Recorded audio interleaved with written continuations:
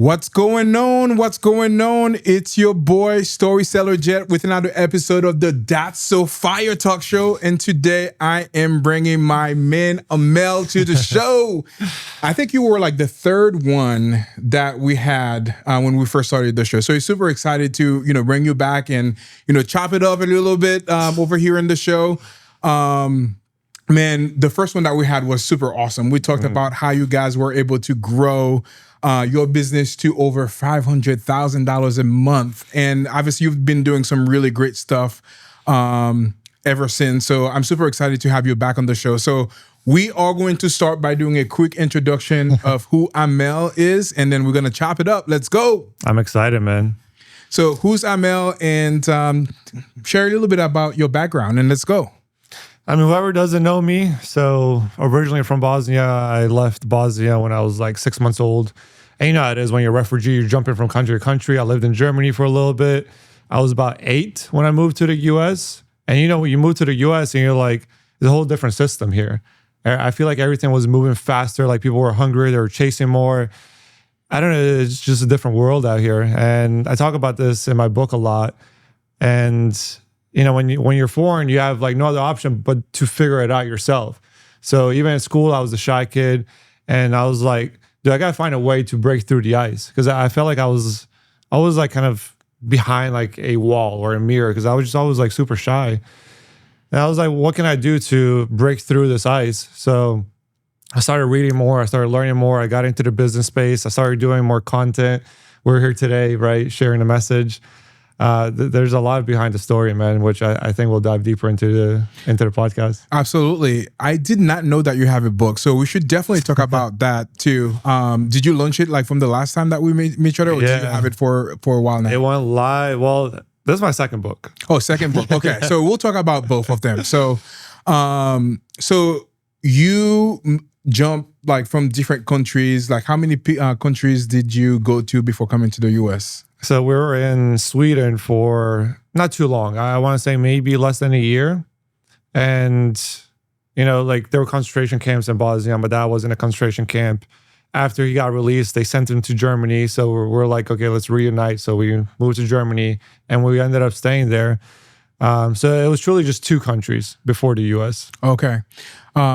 So when you started moving from Bosnia to Sweden and then to Germany, was it because of like political unrest, or what was happening in Bosnia that maybe pushed you to move to different countries? Yeah, I mean, whoever doesn't know, there was a war. The war started like in my city. It kind of escalated, I want to say like in March, and I was born in October. So it was already kind of like a few months in, and I was born in a hospital that didn't have electricity. I was born like at 2 a.m., like it was nighttime. The fact that I'm still even alive in a territory that wasn't really owned by us anymore, that's the crazy part. And then obviously everyone got sent out of Bosnia, and yeah. And it's kind of like a very interesting story too, because now that you've moved to the US when you were 8, and now in 4 months you're going to be moving back to Bosnia and making a life over there as well. So we'll talk about that a little bit later into the talk show. But it's kind of like a full circle moment now that I think it was like a year ago, you went back to visit and you fell in love again with the country, and you want to go back now and, start with all the great opportunities that may be in Bosnia. So before we delve into those conversations, let's talk about your entrepreneurial journey. Let's do it. How did you get started in your entrepreneurial journey? So I went down the medical route, right? Being foreign, you have the option to be a doctor or a lawyer or engineer. So when I finished high school, I was like, I don't know what I want to do. Let me just go down the medical route. And I started doing some math. I was like, if I'm dedicating 4 years for my bachelor's, then I have to dedicate another 4 years in med school. Then I have to do like another 2 years of like internships and shadowing and all of that. I'm like, I'm going to be like 30 until I start making some money. So I was like, I still don't know what I want to do, but I don't want to be 16 years in school and then like try to figure it out afterwards. So let me just get my nursing degree license, right? So I got my like BSN. I started practicing as a nurse. And in the meantime, while I was like still in the school kind of process, I was flipping fake items like Ray-Bans, Michael Kors watches because they were popular back then, the Beats headphones. Wow. I'm talking about like 2012, 13, you know? And then I had a good friend that was also Bosnian. He came to the US. He had a software company, and he was like, listen, I need someone to sell and close my like clients and my leads. And I never like really worked on high ticket like sales. Like it's completely different versus like selling like fake items on the streets, you know? So I was like, yeah, sign me up. Let me see what I can do. And it started off slow. I never really like sold like, I mean, I was selling Harvard on knowledge-based software companies. Wow. The conversations are different. Yeah, it's not like, yo, what's up? Who are you buying this gift for? It's more so like, hey, what are the problems that you're facing? You know, what solutions are you guys looking for? What'd you explore in the past? This is how we can provide like a solution to you. So it was a completely different world for me, which I think that skill set allowed me to get to where I am right now. Because I feel like knowing how to sell is like the most valuable skill set, because you're selling yourself all the time. Like selling yourself to be on a podcast, selling yourself to get hired for your services, selling yourself to be someone's connection, whatever it is. And we ended up separating after that. Like I stopped working for him. But I was like, dude, I love this space. I love business. I love the hustle. I love the fact that I can get on the phone and close a deal and make 3, 4, 5K off of it, which took me a month to work at the hospital. So I was like, I knew I was going to get into the business space. I just didn't know how.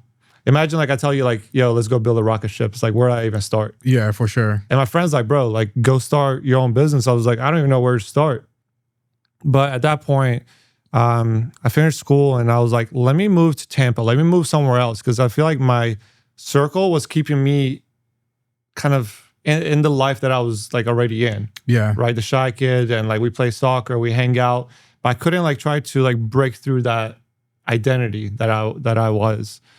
And then I moved to Tampa and I was like, all right, clean sheet. No one knows me. I can be whoever I want. So I ended up going to co-working spaces. I ended up going to business meetings. I tried drop shipping. I tried a whole bunch of stuff.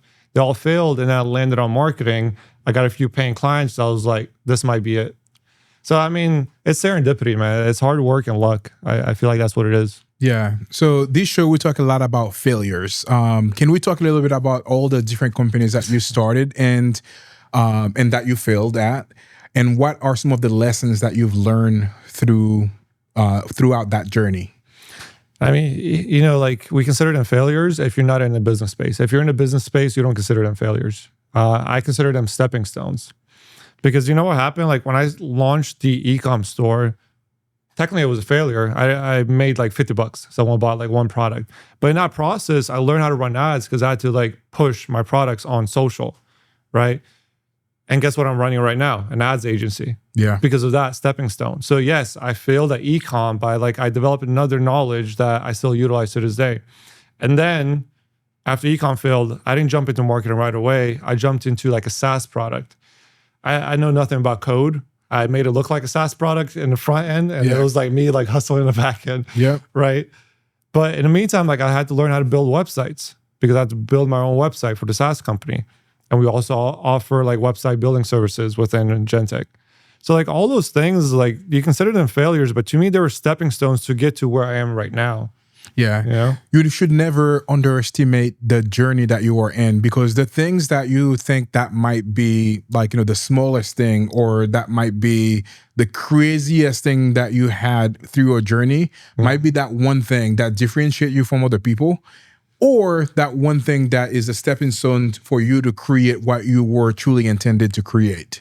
Like for me, for example, I talk a lot about like, you know, how I first started doing videos. Like, you know, it was like I was borrowing computers from the church. I was borrowing like everything that I didn't have any other thing of the thing, borrowing the cameras, borrowing the computers to be able to do it. But in that journey, that small, I call it like the mustard seed principle, like in the Bible, like, you know, the mustard seed, something super small that God is using to create even something greater in your life. So like anybody should never discount like, you know, where they get started and what that journey looked like to where they are today. So the thing that gets me, and like, I don't want to interrupt it, but I do want to touch on the fact that, you know, you are today because maybe you picked up like a computer or a camera a long time ago.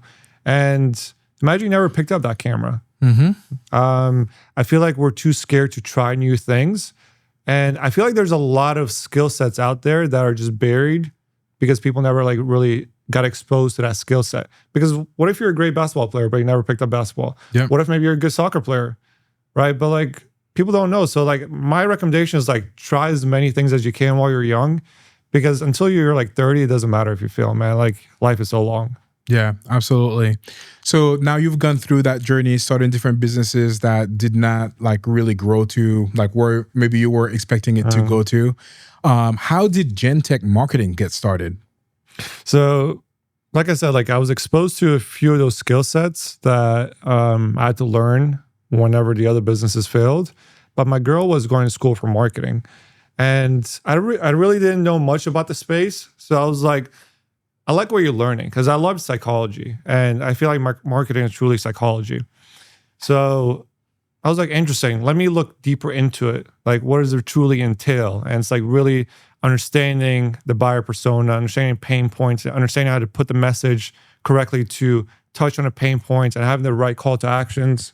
And I loved like everything in regards to that. Just like anything else, I saw a basketball. I was like, let me try to shoot it. Right. So I saw marketing. I was like, let me see what I can do. And I started like really pitching the services to anyone I could see. I was like, oh, you run like an e-com store? Let me run your ads. Oh, you do this? Let me try to run your own ads. Oh, you post on social media? Let me manage that for you. And I was just like kind of digging into it. And I figured out what services I liked within marketing because marketing was like huge. So vast, yeah. You know? And what I found that I loved was like paid ads because like truly you can scale that like crazy. I don't need more manpower. All we do is just dump more money into the ad spend. Yeah, absolutely. That's awesome. So you were able to scale that business to over $500,000, not a year, a month. What are some of the secrets or the things that you were able to do to get to that level? So last time I was here, we had a lead company. So that one was doing higher numbers.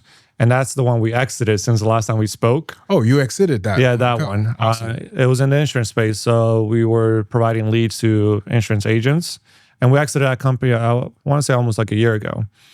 But no matter what, that was technically a marketing company as well, right? Even though it was kind of like a lead vendor. The thing that you need to do to scale is, people talk about niches, and I truly hated niches. And still to this day, when people are like, yo, you got to niche down, like, I'm like, no, don't niche down. But the market is like so saturated where if you don't speak to a specific audience and really drill down their pain points, you're just another marketing company. I see this with my content too. If I'm just talking about marketing, it's like, okay, whatever. But when I'm talking about like marketing in Bosnia, like it blows up because like it's very niche. So true success comes when you dominate a niche and hopefully you get good case studies of people that are known in that niche. And when you slam that case study down on someone's desk and you're like, do you want the same results? Everyone's going to say yes. So figure out how to get to that level, because when you have the ultimate ticket, I feel like it's the ultimate ticket when you have like a solid case study, everyone's going to want to ride that boat. Yeah. So you were able to scale that business. What were some of the what were your tool stack? What were some of the tools that you were using to be able to get to that level? Whether it's like, from like running ads and like the conversion, like the funnels, like click funnels and all of that. So what were some of the tool stack that you were using to be able to get to that level? So I like the question, but you know this yourself as well. To make it, let's say on YouTube, the camera itself isn't really what's going to allow you to blow up, because there's a lot of people that record with their phone and they blow up, right? So all the tools are out there. I mean, what the stuff that we used was ClickFunnels, Meta Ads. We used Lead Prosper, which is a software that distributes all the leads. We used Stripe to collect the payments, like all the stuff that's like already out there. But how do you make it run to not break? And I see this happen with a lot of my clients. They're like, there's this new AI thing, I want to plug it in, like AI agent, AI video creator, all these things. I want to like not run ads like at night because no one's like looking at Facebook at night. Like the more complicated like the software is and the system is, the more likely you won't scale because it starts breaking down. There's too many things that can go wrong. I personally like businesses that are simple, 2-3 softwares that just do the job. So to answer your question, it was those softwares, but my dream business and any business I create, it's how do we eliminate as many softwares as we can? That is very interesting and very kind of counterintuitive than most people out there. They just kind of want to build their tech stack, not really kind of really focusing on like the less. I like to say that too. Less is better. Always. Because now you have less stress to manage different things. Like if you can manage everything from a single account, perfect. You know why they like stacking on things? Because there's builders and there's like kind of thinkers and researchers. I'm truly like a builder. Like give me like just some nails and like a hammer and like I'll build. But some people are like, I need the chainsaw, I need this, I need that, I need that. And when you're like, I need this, I need this, I need this, the list never ends. And you get too occupied by researching the new trend. How do I like invest money into this new product that you truly don't maybe need? I see this happen with friends and clients all the time. And there's nothing against having the best software, the best products. It's just like, my problem is like, most people don't know how to draw the line to say, listen, I've researched enough, it's time to put in the work. That's how I'm like doing a research, just like going for the work. Yeah, for sure. So you mentioned that you exited that part of the business over the past year. What is your current focus right now with Gentech Marketing? I mean, I love where Gentech is going, man. We acquired another agency in Guatemala. We were trying to expand outside of the US because, everyone's like trying to get into the US market, which obviously there's a lot of money here and I don't blame them, but there's so much potential in other markets. Why? Because it's not as saturated and not that many people are trying to dominate that market. And because just like the content that I explained, when I post something about Bosnia, it gets more views and more engagement. It's my like unfair advantage that I can talk about Bosnia. You can't. Yeah. So you can't tap into that market. So the fact that like anyone can almost tap into the US market as long as you speak English, it's too saturated. It's me creating content about marketing. But me opening up an agency in Guatemala where no one's really focused on Guatemala, it's exciting to me because there's so much money in other countries that people are just like brushing them off. Even people that live in that country, like even people that live in Bosnia, they're like, oh, Bosnia's broke, there's no money here. I'm like, just look around you. There are companies that are doing well. Why can't it be you? Like especially in these countries, like there's a lot of wealth in the infrastructure and the building and like dumb stuff like toilet paper. Yeah. Right. There's soap. And that's where true wealth is. It's just hard to get those clients in the US, but over there you can get them. That's the true value. And also because you have already conquered the US market, True. Now the perception of being in a different country, like that elevates you a lot more than all the other locals over there, because now they're going to be saying, oh, this guy has worked in the US and has been successful in the US.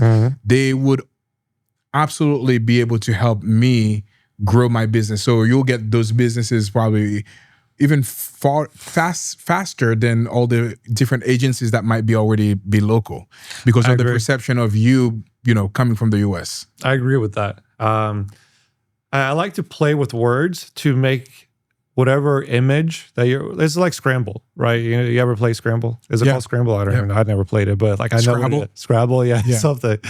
But it's like you have letters and you got to like put together whatever you can figure out. That is a good thing because I can play with my letters and lay that out. But other people can lay out whatever image they want of themselves. Because, for example, there's a marketing company in Bosnia that does super well. I think they make $700K in Bosnia marks. So like that's around $400K USD, which is amazing per month. Like 99% of you, like marketing companies in the US don't make that much. Yep. And they're like in Bosnia and like, you can say, well, I'm not from America. Like I can't like use the line that you use. So I'm never going to start this. Like they started and they're crushing it. But But that's definitely the advantage that I play. That I'm like, listen, I bring in the Western strategies, business and marketing strategies to X country. Yeah. So I definitely agree with you on that. Yeah, that's awesome. So you are now currently in the Guatemala market and also planning to expand into Bosnia. Why did you decide to like open it up in Guatemala versus any of the other countries in, you know, Latin America? Because serendipity, man. Life is amazing. You know, I had like agency blueprint where I was working with agencies, helping them scale. So I think it was like the second person that ever signed up. He had an agency in Guatemala, but he lived here. And he was like, listen, I want to expand into the US market, as everyone does. And I was like, yeah, I'll help you. I'll help you scale. Truly, we built up his Guatemala team and office and clientele so much that he didn't even need to focus on the US. But we saw potential there because I was like, if we can use your connections and your resources and use our case studies and our like knowledge in the marketing space, I know we can dominate over there.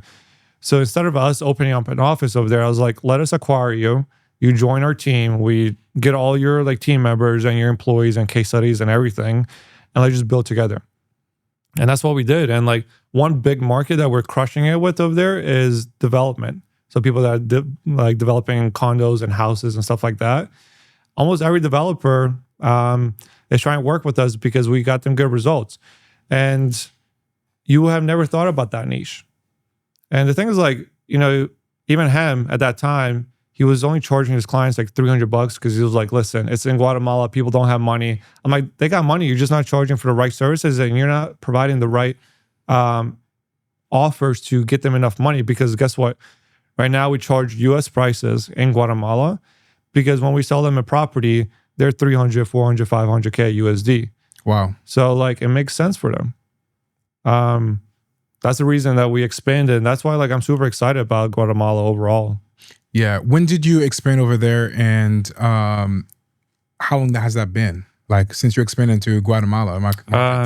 We expanded into the market probably like a year ago, but we acquired the other agency 6 months ago. So it's been 6 months all in. How has that process been like? I know you probably had to face a lot of really big challenges and hurdles and all of that. For anybody that is watching this, what advice would you give them if they were considering expanding or even like working with foreign team members as well? What advice would you give them to like if they wanted to expand in a different market? Try to find a local. I don't think we could have done what we have done if we didn't have the other agency that we acquired, in essence, the CEO that we acquired, because he put us into the right rooms where then we could say, hey, we're from the US. Do you want our strategies? But I feel like it would have been harder to get into the rooms without him because like, for example, he knew the person that knew the person that knew the person that knew the person. Because Guatemala is small, so is Bosnia. You know, you can get into like the rooms with the biggest person in the industry within like a day. Good luck doing that in the US, right? So try to find someone local, either someone that you can maybe like split revenue with, where you're like, hey, if you give me this deal, I'll give you a cut, or bring him into the business and let that person be the head of that division. Because I feel like you can win a lot more by sharing than trying to like take the whole piece of the pie because it's probably going to crumble. Yeah, for sure. That's definitely key to find somebody that already knows the market, knows like, you know, what's working and what's not, and that has the connection as well. Are the people, like the staff over there that are like working as part of the agency, do they do any work for Gentech Marketing too? Or, well, I mean, now you've acquired them. So how is it like to have a foreign team? Like, I know you probably like, you know, different language. There might be language barriers. Yeah. There might be like some other things that we've learned here that like customs and stuff like that are different over there. What are some of the things that, you know, that struggles or hurdles that you faced like working with like a foreign team? I mean, obviously there's things that maybe could be considered setbacks, but like there's so many more positive items that I saw. For example, like, yeah, the customs in the US are different, but there's a lot of stuff that the US market is missing that outside markets usually do as second nature. For example, just being a human. I feel like here everyone's like business, business, business. Are you gonna pay me? If you're not gonna pay me, like I'm not your friend. I'm not gonna go above and beyond for you. I'm not gonna just send you a gift because it's your birthday. We don't think about that unless there was like a return. Like I'm gonna send him a gift because I want him to continue being a client. Like everything's like me, me, me, me, me. And I think truly we're missing that side of business here in the US. Because like even in Bosnia, when you go there, you just feel like you're welcomed, man. Like, you know how many times I've gone to the same coffee shop in the US and they don't even know my name? Or they've never been like, yo, coffee is on me today. Or like, hey, by the way, we just got this new dessert. Would you want it for free, like on the house? Whatever it is. But like in Bosnia, it's just like so common. Like, what's up, bro? Like, good to see you. How's the child? Like, they know everything about you. Oh, you order coffee? Don't worry. Like, it's on the house today. Or like, actually, like, it's my birthday next week. Do you want to come out? We're grilling. That's how close we get with our customers. Wow. Incredible. Obviously, it's hard to do it with everyone, but it resonates because guess what? Like, you might be like, hey, I might ask you, like, what are you doing tomorrow? Tomorrow, you're like, oh, I got invited to so-and-so's birthday. I'm like, oh, who's that? You're like, oh, he actually owns the other coffee shop. I'm like, oh, that's cool that you're so close with them. Guess what I'm going to do? I'm probably going to go check out that coffee shop because I've never been to it. Mm-hmm. It just like builds deeper referral connections versus you just saying, yo, go check out that coffee shop. Yeah. You know? Yeah. So you've been very successful with Gentech Marketing and doing all the Blueprint Agency. That was a good one too. And now, as per the conversation that we've had earlier, you're now focusing a lot more on personal branding as well. What are some of the things that you are currently doing to enhance your personal brand? YouTube is a big one. I'm pushing YouTube more. I'm trying to be a little bit more authentic in my content. Before, like I used to post a lot of reels. Whoever followed me back in the day, like 2 years ago, I used to post 2 reels a day for a year, and they were super high quality. And it looked good, but like I feel like people were missing the connection with who I truly am. And it's like, you know, they watch the reel, it's like, oh, good information, move on to the next one. Versus, oh, damn, I didn't know that about Amel. And now they can kind of feel like they know me. So I want to like get into content that is a lot more authentic because I truly think that we're missing that side of our life. Yeah, you know? Absolutely. So we are currently in a trust recession. Like, and one of the things that we are transitioning our stuff to be to is to incorporate more of like personal stories, even though you're selling like business kind of stuff too, like talking about your experience, like the failures, the setback that you've had, the hurdles that you had to jump. All of these have like, you know, like business lessons in them, or they may be directly tied to like what your offer is. So utilizing those and putting them into your overall story instead of like, you know, focusing on providing tips, instead of like, you know, doing all the other stuff, but incorporating that in your overall story to continue to build trust with like, you know, the people that you're serving. So I think this is probably like one of the biggest kind of thing that is lacking in content today, because like everybody's focusing on like, you know, how can I produce that types of content to be able to attract, you know, leads and stuff like that, whether instead of like focusing on providing value, but also sharing that personal side of you. So big commendation to you for like wanting to focusing on the authentic side of the story as well, instead of just kind of trying to provide information. You know what YouTube videos I watch now? And you know, I would be a ideal person that people would want to target their ads towards, right? Business owner, could buy products, whatever. And you're thinking about like, where is Google and YouTube sending their AdSense? And the type of content that I'm watching are the ones that have no cuts. It's literally someone that has their DJI Pro, which I have, and literally they're just recording. And there's no cut. There's like no editing. Like maybe chop up the front and the end, and you just upload that. Because I feel like that's very authentic. While when there's cuts, you're only trying to showcase the good stuff, right? Yeah. It's like, oh, I slipped. Let me cut that. It's like, no, leave it. Let people know that you can slip as well. Yeah. A lot of those types of content definitely are the ones that work really well too. So you're now focusing on like YouTube primarily. What are some of the strategies that you are using to make sure, besides obviously like you're doing more authentic, like what are some of the strategies that you are using to make sure that you show up more on YouTube? Like, is there like a specific time that you are posting? Is there specific types of content? Is there like, what are you doing specifically to ensure that you are growing your personal brand on YouTube? I mean, whoever goes on my YouTube, they're like, why is this guy giving advice about YouTube? Because I'm not nowhere near like being like a YouTube like expert.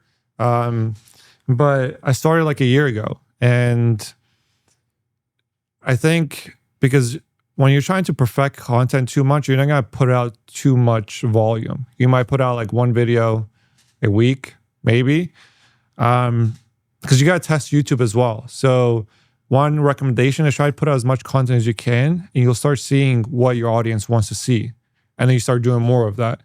Because I know personally, like when I'm recording in Bosnia, I get like 5,000 views, 7,000 views, 8,000 views. I think one got like 14,000 views. It's not crazy. But compared to my other content, when I'm talking about like business or marketing, it might be like 500 views or 1,000 views. So I know that my people want to watch like me in Bosnia, but I'm not in Bosnia right now. So like I still need to create content. So maybe I can talk about Bosnia or running a business in America versus Bosnia. But you also need to understand what do you want from a YouTube channel? Because if you're trying to get clients, and I'm talking about Bosnia, like I'm not going to get clients that are in the US. So you do need to know what topics to talk about. I just know personally for me, like since I am experienced in Bosnia, I do want a Bosnia market. So best advice I have for people is like, don't overthink it, just start posting, see what your people want to see, and just start creating more of that. I love it. Awesome. So now it's kind of like a full circle moment for you. You escaped Bosnia when you were 2 years old. I think you mentioned earlier. Now six. Yeah, 6 months old. 6 months old. And then you've escaped Bosnia when you were 6 months old, and then came to the US at 8, got acclimated with, you know, the US and like gone to school and doing all of that. And now you're having a full circle moment where now you are planning to moving back to Bosnia. Can you share with me why did you decide to make that decision to, you know, go back to Bosnia instead of like, you know, continue to scale and grow your business in the US? Let me ask you this though, because that is the question. Why not stay in the US and keep on scaling and growing your business? Let me ask you this, like, what will happen in my life if I continue doing that? If you continue to stay in the US? Yeah, and go into business and... If you stayed in the US, obviously, well, for different people, obviously it's different. Like other people, like they probably have not gained the success that you've had. Sure. Probably would continue to want to grow their business and continue to do that. But like if you personally stayed in the business, probably like you still probably like amass more money. Like what do I do with the money? Just like make more money. Yeah, more. And also like, you know, obviously, you know, you probably like spend all the other stuff, but there are opportunities to give back in the US. But like, I know that some other people, like being able to move to a different country, the lifestyle might be totally different. So, but I'm definitely curious to know like why you decided to do that, because 99% of other people would want to continue to stay in the US and continue to grow and doing all of that. And I don't blame them, you know, like everyone does what they want. It's just like when I look at my projected life, I'm like, and Gentech is still gonna be around. Like we're still growing. Like I have a big team. Like I'm at a place where like my talent that I'm hiring is better than me, which I love. So Gentech is gonna do almost better, I feel like, then without me. I'm just making sure that we're still in the right projection. But what's going to happen? I'll grow. Cool. We help more clients. Cool. That's going to happen anyways. I'll make more money. Cool. What do I do with the money? Buy the Lambo? I had the Lambo. I didn't like the Lambo. Right? Buy the watches? I had the watches. Whatever. Get a mansion? It was a headache, bro. Like I was like looking for my daughter half the day because it was 10,000 square feet. I didn't buy it. I rented it. But it's like, I felt like we weren't even a family because it was so big. Everyone was just separated in their own rooms. And I'm not saying like I might not want those things, but like that's the only thing I'm going to achieve here that I don't already have checked off. So to me, it was like, what else am I missing? And in my book, which is called like Built, Not Born, because like I truly think that we can build ourselves. We're not usually born into everything. I talk about like seasons in our life, and I also talk about the different wealths in our life. And the issue is in the US, we just focus on one wealth, which is the financial wealth. Because if I ask anyone, when's the last time you focused on your social wealth, which is another one, meaning you dedicated time just as much as you dedicate to the business, to your family, to your friends, stuff like that. Everyone's like so scared to like connect with people nowadays because I don't know why. But like that's one. Another one is the freedom wealth, feeling like you're not attached to anything, having the freedom to move, like if you wanted to Bosnia, right? That's another one. Another one to me is health wealth. I feel like as you start getting older, you want to be as healthy as you can. And I just don't think we're living the healthiest in the US. We have all the resources, but I just feel like, I don't know, we're sitting too much because it's not walkable. Yeah. Bosnia, you freaking walk everywhere. I feel like the food is healthier, more organic, stuff like that. People will fight me because they'll fight me on anything in regards to Bosnia. But like, there's so many different things that I'm not checking off here that I won't be able to check off here that I can check off over there. Also, like to me, I learned a lot from stocks because like I used to day trade before back in the day. Now, like I just do long-term trading. But like when a stock is pumping, like Nvidia, I don't invest in those stocks because I'm like, it could pump more, but it could also pull back. I feel like the US is at that stage where it's like, dude, it's been pumped like crazy and I can stay into it and maybe make more money, but I feel like it's going to pull back a little bit.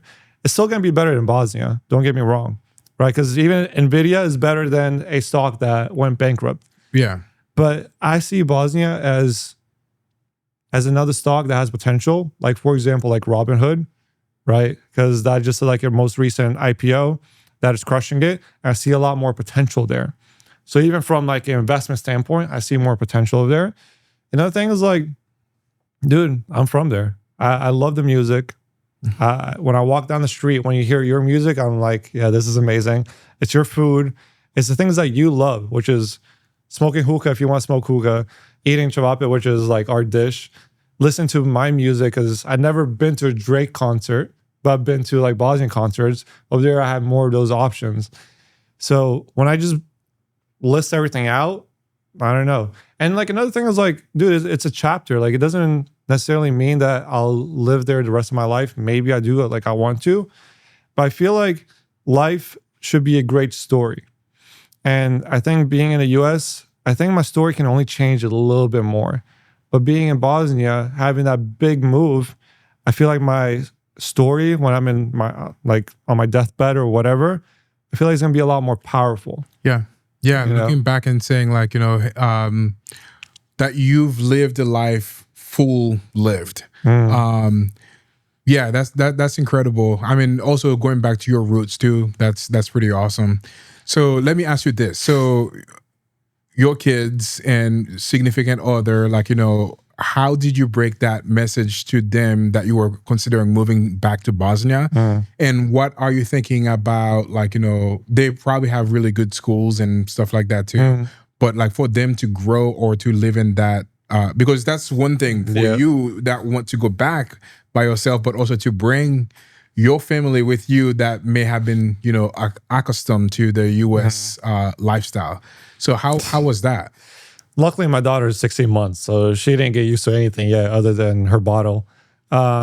With my girl, she has the same vision. We're definitely on the same page with that, so I didn't need to change much there. But something that you hinted on there is like schooling, because everyone's like, dude, why would you want your kid to go through schooling in Bosnia, which isn't the best schooling? Why not, like, you have so many like great schools here and colleges.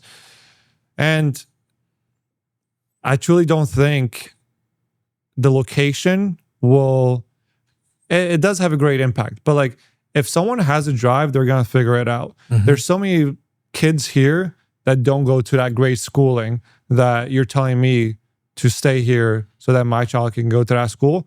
But there's so many kids in Europe that go to Harvard and Oxford and all that, even though they're from Bosnia, because they have that drive. So the drive will depend on the person. And if they truly have it, they're going to figure it out. My goal in educating my daughter is to build the drive. And she will figure it out, just like you did, just like I did. Like, you know, even like having this, like you figure it out because you had the drive.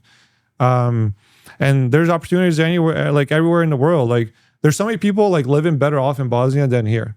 No lie. Because what are we measuring it by? Like how much money is your bank account?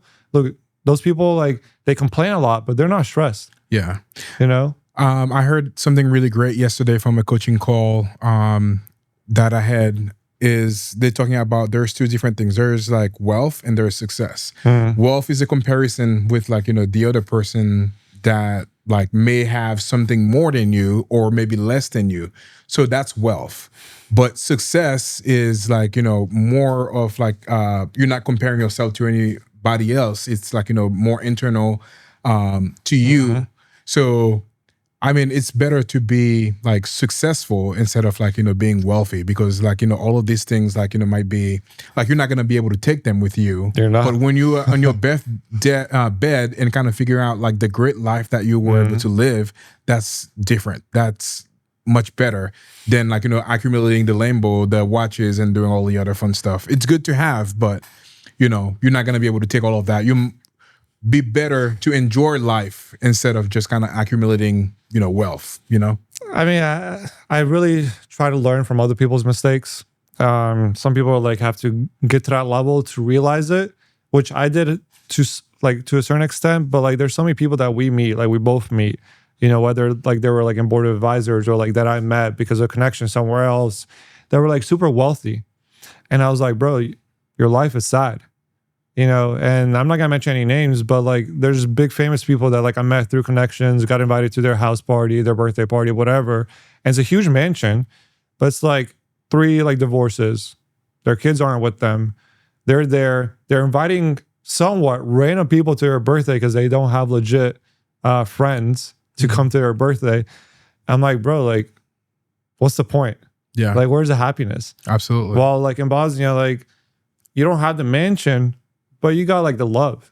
Yeah. You know, like one thing that I explained with Bosnia, and I use this comparison a lot because like I think it makes sense. But like America is like the Michelin star restaurant. It's fancy as hell. You come in, the waiter is like waiting for you at the door. They're like, please sit down. We already know what you like. This is like the salmon that just flew in from Alaska. We got you the snails from France. You know, have these little bites of pieces of like food. And like it tastes good, but like you just felt empty and you're still hungry because it was like small snacks pretty much.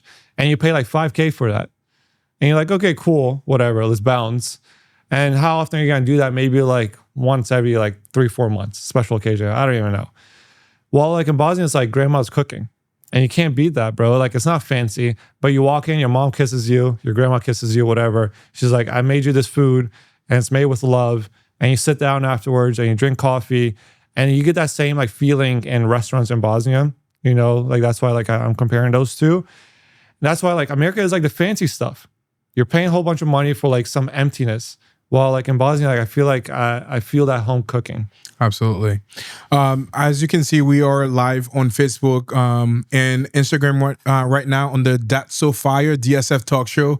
But also we are live on Amel's page also. So if you have any questions or anything like that that you would like to have him please feel free to, you know, add those comments over here and then we'll address them for sure. Now, Gin Tech Marketing, you guys like you were co-CEO of that, and Christian Jamal is the other one.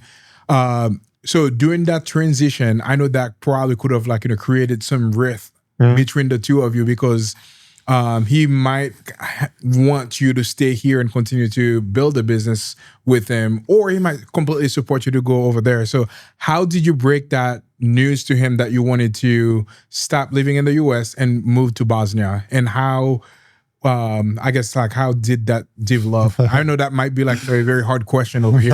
It's a good question because I can see this being like a problem for a lot of like future like companies and partners. life is going to change.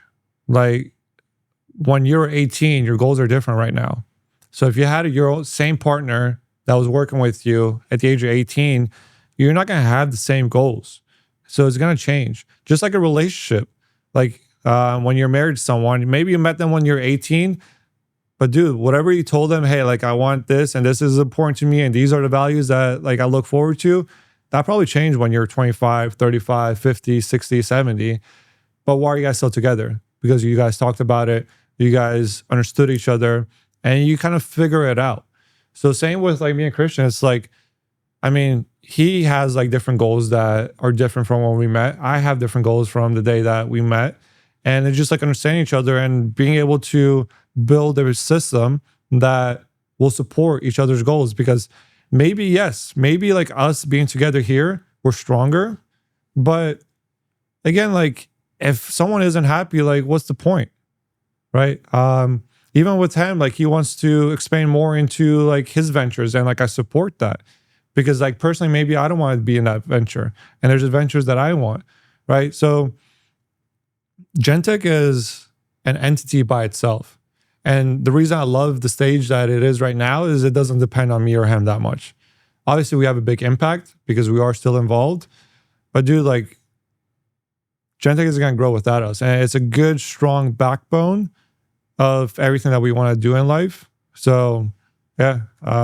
I think the answer to that is like simply just like being open and communicating. Yeah, I think communication is key. And like, one of the greatest advice or things that one of my friends shared with me, he says that if you wanted to kill a business within the next like 3 to 6 months very quickly, the only thing that you need to do is to siphon or to block that communication between your staff or between the partners. Mm-hmm. So communication is key. So you definitely having that with your partner, like solve like 57 billion percent of the problems that you might have. So like the way I look at things is like there's things that you should never do as a human.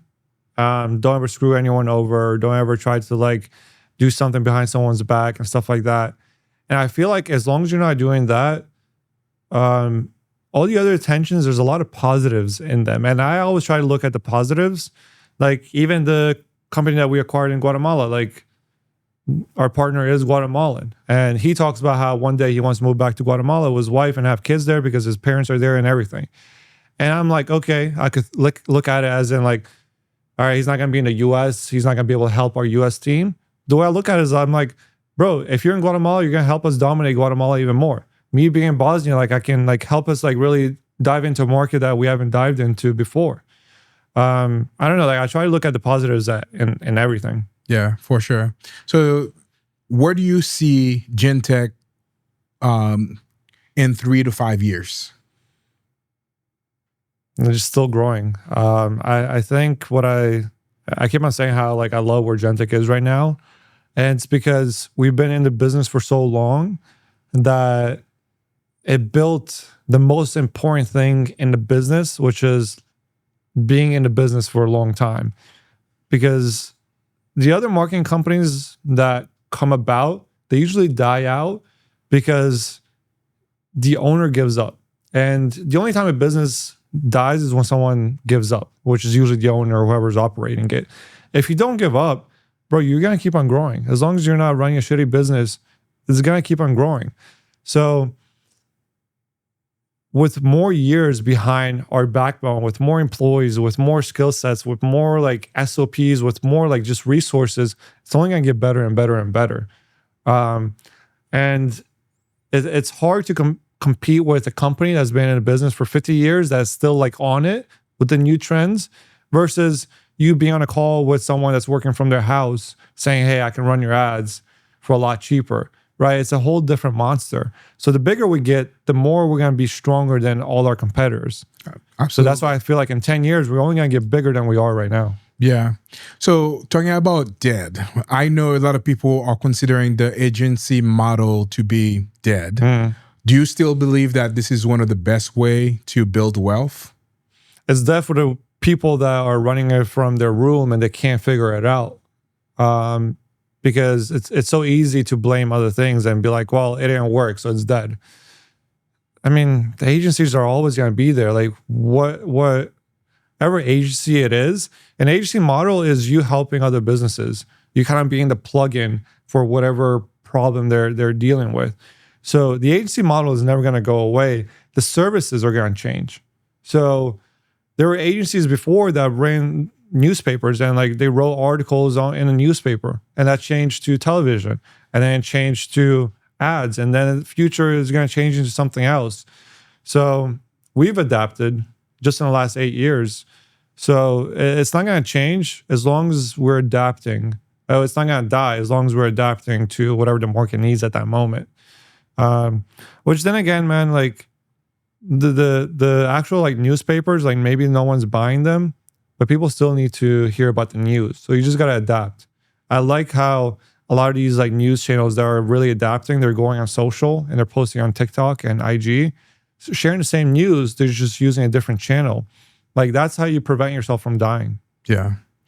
Going back to social media and personal branding, you've grown a lot in the US. You've grown your personal brand and the funnel space. Like you guys won ClickFunnels Awards, which is fantastic. And you have like millions of followers. I don't know how many you have on Instagram right now and followers. So now you are moving to a different country where you might be kind of like an unknown. How are you, I guess, like going to approach that to build your personal brand in Bosnia or even like Guatemala for that purpose? It's the scramble thing that we talked about. I have a lot of things that I'm leveraging over there when I'm like, hey, listen, I have resources and power in the US that I'm planning on bringing into the Balkan market, which is like the whole region in Bosnia. I'm looking to connect with a few businesses that see potential in future that really want to level up. I'm looking to partner up with them so we can like really scale it. When I present it that way, it's like, holy shit, he has done it in the past. He has the case studies. He has the credibility. He wants to invest into a few companies in Bosnia. So it's like scarce. It's like, if I don't take him upon this, maybe someone else will. So it's like, it's sales process that I talked about, right? I'm using my back-end case studies. I'm presenting the solution to their pain, which is no one in Bosnia knows how to level up businesses the way that we do in the US. So it's like, if you want that, come join us. Come join me.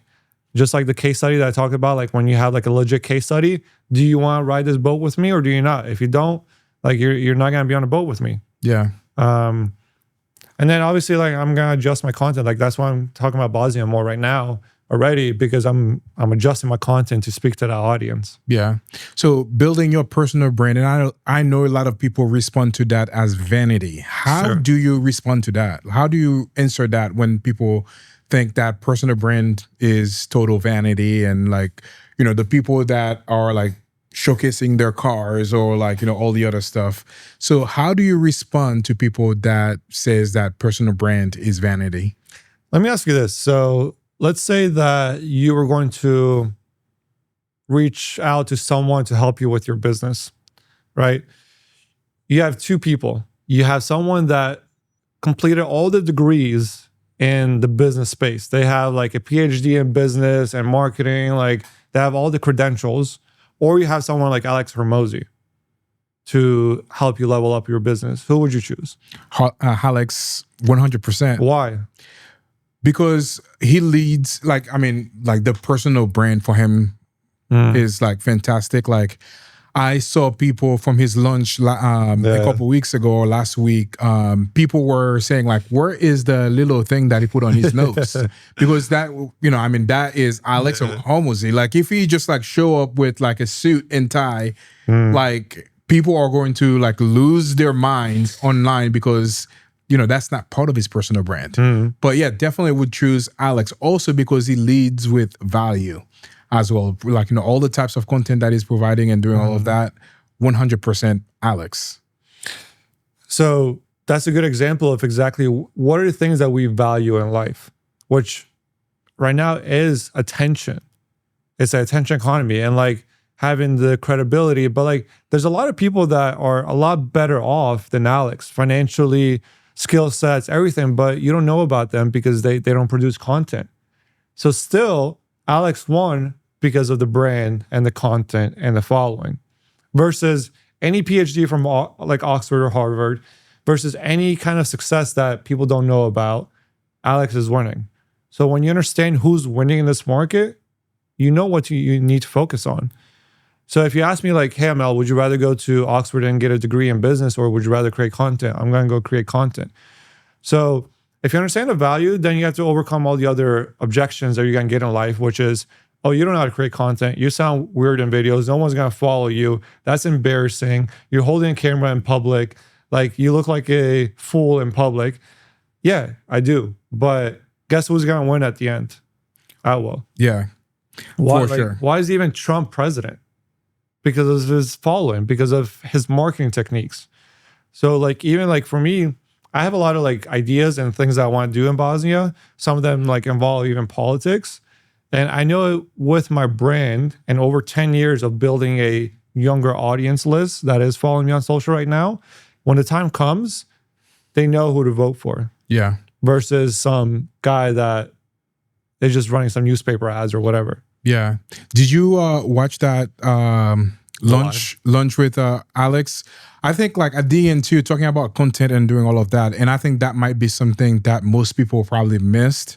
Like when Alex was interviewing his wife, Layla, like they were talking about like, what are the top 3 things that has helped us grow to be where we are at, to be able to sell $3 million, not $3 million, to be able to sell 3 million books in a matter of like, 5 hours. Yep. The main thing that she mentioned was content. And that not has only helped her with like growing her audience, building trust with people, and like, creating a huge following.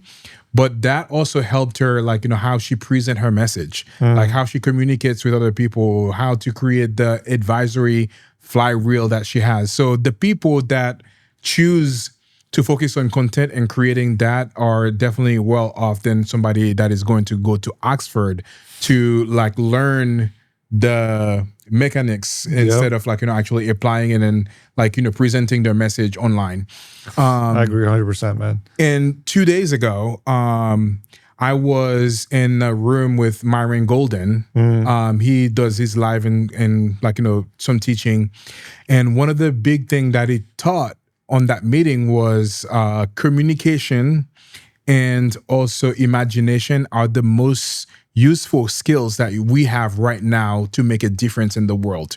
To like people like 200 years ago, they were focusing on like agriculture to like create wealth. And then it became like, industry and industrial age, and then tech age. Now, like the way to make money is to like, be able to communicate better, and also to have like a great imagination. And by utilizing those skills, like the sky is the limit. 100%. And the thing that's good with content is, say like back in the day when you did have to have like factories to build cars and stuff like that, dude, there's so much investment into that to build like a Tesla factory.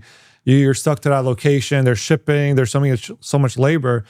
Bro, it's so easy to make the money that a factory is making by literally pulling out your phone. Absolutely. And it's free. YouTube is free. Your phone is $1,000. Bro, like it's so easy. Your phone or your computer is the new real estate. Agree. Boom. We are going to end this live stream very soon. Typically, I like to keep this about in an hour, and we just like crossed the hour mark. But you're moving to Bosnia. What do you think is the future of Bosnia? What are some of the things that you are super excited about that is going to be happening in Bosnia in the next 5 to 10 years? I mean, there's a lot of political issues where I think there's political issues everywhere. You can't fight that. My true hope and something that I would love to do if I could get into politics is first of all fix all the systems that we have in the back end, man. Like it's so like corrupt that everything's just so outdated. And it's very similar to Guatemala. Like when we went to Guatemala, when they were talking about how like it's so complicated to get your LLC, register a company, and the issue is when you do have a company, even if you're not running any like marketing, you need to pay an accountant. Like all these things that are like in the system built for corruption, I would like eliminate all that personally. So am I hearing you that you are preparing to run for Bosnia president? Is that what you're doing? But if I could do something, like it'll be that. But then like in the business space, really investing into like the business infrastructure, like trying to build some kind of like, there's already hubs, there's already like grants, but like, I don't feel like there's enough of a focus for business like it is in the US. Or like here, like you go online, you have a business in 5 minutes. You go on some biz, you create your account. Over there, it's so much more complicated. I would take a lot of that from the US to Bosnia when it comes to the business side. Eliminate corruption, decrease the amount of people in politics because everyone's getting paychecks over there. Like I think 30% of the payroll in all of Bosnia is like in politics, right? So where's the tax money going? It's going to like all these salaries that you don't need. I really like what the president of Argentina did, where he's eliminating like all the expenses in Argentina that were just like built for corruption. Wow. Yeah. Man, was such a great conversation with you today, and kind of super excited to, do we have any questions from the live over here? No, I was just joining, but I think we ran through all the questions. Yeah. Such a great time with you. Like, it's so awesome to have you come back in the show and sharing, like, where you are at. Like when the last time that we talked, like it was like go, yeah. Making more money, buying new cars, buying new watches, and doing all the other stuff. But it's kind of interesting seeing that shift, and you were now like, you are not like really focused on the fast life, like, the flashy lifestyle anymore, but kind of really now moving to a new stage of your life where you kind of like, really focusing on, better lifestyle, or like, slow down, still go fast, slow down to go faster. And then like, enjoying life and, enjoying the day to day, like, just slow it down and doing all of that, which is awesome to kind of, seeing that shift that has happened, for you. And I'm super excited to hear, like in 1 year, 2 years, 3 years, like whenever you come back to visit the States, to kind of share some of those, and even having you back in the show again, and sharing how, things are going for you over there. So as we ending the live stream, I have 2 more questions for you. The first one, what advice would you give to any entrepreneurs out there that, might be, chasing the money and chasing the growth and doing all of that? And then the second one, which is the opposite of that question, and we can insert them separately. What would be your $1 million advice to anybody watching this as well? So we'll start with the first one. What advice would you give to somebody that is like an entrepreneur right now, chasing money, chasing wealth, chasing cars, chasing everything, all the vanities in the world? What advice would you give them? Let's start with this one. There's nothing wrong with chasing those things. And again, I tried back in the day, I used to tell people what I thought was the right thing to do in life. And I realized that everyone has the right to live whatever life they want that makes them happy. Even like me moving back to Bosnia, people are like, dude, like, why are you moving back to Bosnia? I would never do that. I'm like, it's okay. Like that makes me happy. So biggest thing that like I do want people to just do is step back and truly, truly understand what they want in life. Because a lot of times we're chasing things that we were told to chase, because on social, they're like, if you want to be successful, you should have these things. Because usually those people creating those content are selling their coaching programs or whatever it is. So there's a good exercise that I liked, and it's actually from a Bosnian business coach that I watched like a few days ago. And what he does with all his clients is he actually takes them to like a funeral home, like wherever they make the casket, and he makes them lay down. And I think there's nothing more powerful than you laying down and asking yourself, what are the things in life I wish I did, considering now that like I am dead? So asking yourself, what are the things that A, you value, right? B, if no one ever cared about, if you didn't care about what the people thought, what would be the things that you would have done? Which I think a lot of times we hold ourselves back from doing things because we're like, oh, what's that person going to say? And the third one is, if you could live a life that was full of excitement, what would that look like? Right? So it's three main things, which is like having a life of value, truly understanding what you want. The second one is important because it's almost like most of the businesses that you create, most people don't create them because they're like, oh, what's this person going to say? Even me creating content, I'm like, what are people going to think? The third one is like living a life of freedom. Fantastic. Great advice. And thank you for sharing that. Yeah, super powerful. That thing when you just kind of sit, like even laying in the casket, that's crazy. Like asking yourself those questions, like, did you live a full life, or did you just kind of waste like, your years? So the next question is, what advice would you give to somebody how to make $1 million today? What would you say to somebody, like, what advice would you give them if they wanted to grow their business to $1 million today? I mean, my first question would be like, why 1 million? Why not 10 million? Why not 100K? Like, but it doesn't matter. If they're truly trying to get to 100K, you got to break down. It's simple math. What service do you provide? How much do you charge for that service? Do 1 million divided by 12 because of 12 months, divided by how many clients you plan on having or how much you plan on charging, and how do you get those clients? It doesn't matter what you do in life. If you have simple math broken down, you'll get to the 1 million. Because if you're like, listen, I sell gum packs, and I'm like, all right, 1 million in 12 months, that's what, like 100K, a little less, 83K a month. How much do I make per gum pack? Like, it doesn't matter what you do. When you have that number broken down, you know what to chase, because I think if you're chasing things without focus, you're never going to get it. My recommendation is focus on high ticket items. It's a lot easier than selling $2 like packs of gum. But then again, those people selling the gum, they're fucking billionaires.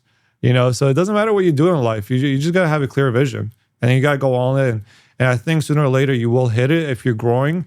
It might not happen the first year, which is okay. Because my thing is, you're working a regular job anyways, making like 80K a year. Even if you make it in 10 years, who cares? Because if you say your job, you're never going to make it, So like, enjoy the journey. And I guarantee that if you enjoy the journey and you're strategic, you're going to hit it.